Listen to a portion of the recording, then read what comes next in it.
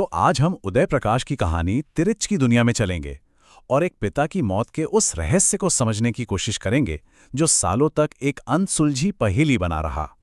कहानी की शुरुआत होती है एक बहुत ही सीधी और दुखद खबर से। एक 55 साल के आदमी की शहर में बिल्कुल अकेले मौत हो गई। पर यह सिर्फ एक मौत की खबर नहीं थी, इसके पीछे बहुत सारे सवाल थे, बहुत सारा दर्द छुपा था। और सबसे बड़ा सवाल तो यही था कि आखिर उनकी मौत हुई कैसे? क्या ये वाकई उस खतरनाक छिपकली का जहर था जिसके बारे में सब बात कर रहे थे, या फिर जहर कुछ और ही था जो इलाज के नाम पर दिया गया? चलिए इस गुत्थी को मिलकर सुलझाते हैं। तो चलिए इस कहानी के दिल में उतरते हैं। सबसे पहले मिलते हैं कहानी के केंद्र से, कथावाचक के पिता। 55 साल के एक शांत, कम बोलने वाले लेकिन बहुत गहरा सोचने वाले इंसान। अपने परिवार के लिए वो एक मजबूत किले की तरह थे। कहानी में कथावाचक अपने पिता को याद करते हुए कहते हैं, वो बोलते बहुत कम थे लेकिन सोचते बहुत ज्यादा थे। मेरे लिए वो एक मजबूत किला थे जहां मैं सब कुछ भूलकर खेल सकता था। मतलब एक ऐसा सहारा, एक ऐसी ताकत जिनके होते हुए किसी बात की फिक्र नहीं थी। अब बात करते हैं उस किरदार की जिसे इस पूरी कहानी में असली विलन माना जा रहा था। एक ऐसा जीव जो सिर्फ गांव की कहानियों में नहीं बल्कि कथावाचक के बुरे सपनों तक में आता था। और इसका नाम था तिरिच। कुछ लोग इसे विशाखा भी कहते हैं। अब ये कोई मामूली छिपकली नहीं थी, कम से कम लोक कथाओं में तो बिल्कुल नहीं। इसे एक बहुत ही जहरीला और जानलेवा जीव माना जाता था। और इससे जुड़ी जो कहानियां हैं वो तो मतलब रोंगटे खड़े कर देती हैं। कहते थे कि इसमें काले नाग से भी 100 गुना ज्यादा जहर है। ये सिर्फ नजर मिलाने भर से इंसान के पीछे पड़ जाता है, उसकी गंध से उसका पीछा करता है। और सबसे खौफनाक बात कि अगर काटने के बाद उसने पेशाब करके उसमें लोट लगा ली तो समझो खेल खत्म, मौत पक्की है। तो चलिए अब वापस चलते हैं उस शाम पर जहां से ये सारी कहानी शुरू हुई। वो पल जिसने जैसे पिता की किस्मत का फैसला कर दिया था।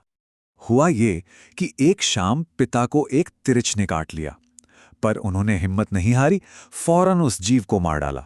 और लोक कथा के हिसाब से ये एक अच्छी बात थी, इससे बचने की उम्मीद थोड़ी बढ़ जाती थी।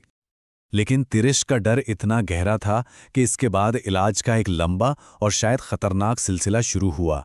पूरी रात झाड़ फूक चलती रही, फिर जख्म को चीरकर खून निकाला गया, उसमें दवा भरी गई, और फिर अगली सुबह उन्हें एक काढ़ा पिलाया गया। ये काढ़ा था पिसे हुए धतूरे के बीजों का, जिसे तांबे के सिक्के के साथ उबाला गया था।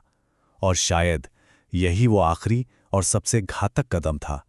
और यहीं से शुरू होता है पिता का वो आखिरी सफर, शहर की ओर, अदालत में एक पेशी के लिए। एक ऐसा सफर जो उनकी जिंदगी का आखिरी सफर बन गया। तारीख थी 17 मई 1972। जरा देखिए कि कैसे सब कुछ ही घंटों में बदल गया।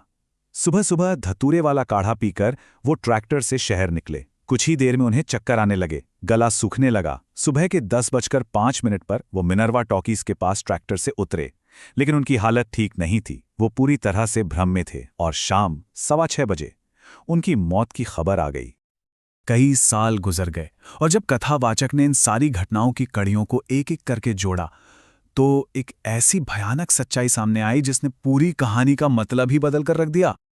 तो असली मुजरिम कौन था? तिरिच का काटना? नहीं। कथावाचक का मानना है कि असली जहर धतूरे के वो बीज थे।